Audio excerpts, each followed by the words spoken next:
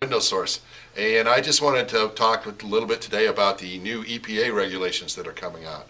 If you own a home that was built before 1978, there is a fair chance that you have lead paint in your home.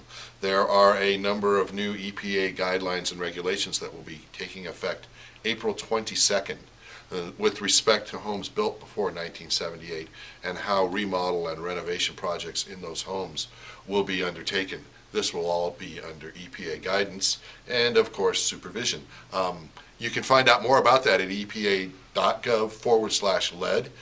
There are a number of PDFs available. What they mean for us in the window and door industry is that these projects will, in the majority of cases, become much more complicated.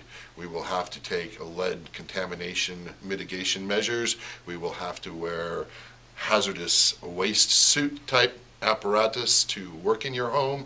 We will be in disposable outfits. We will be wearing respirators.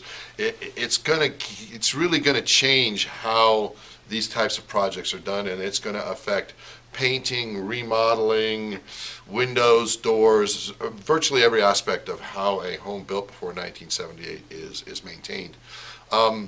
The percentages of lead, or the probability of finding lead in your home, is based on age. The older the home, the higher the probability. For homes built 1978 to 1972, there's only a 30% chance that any given home has lead in it.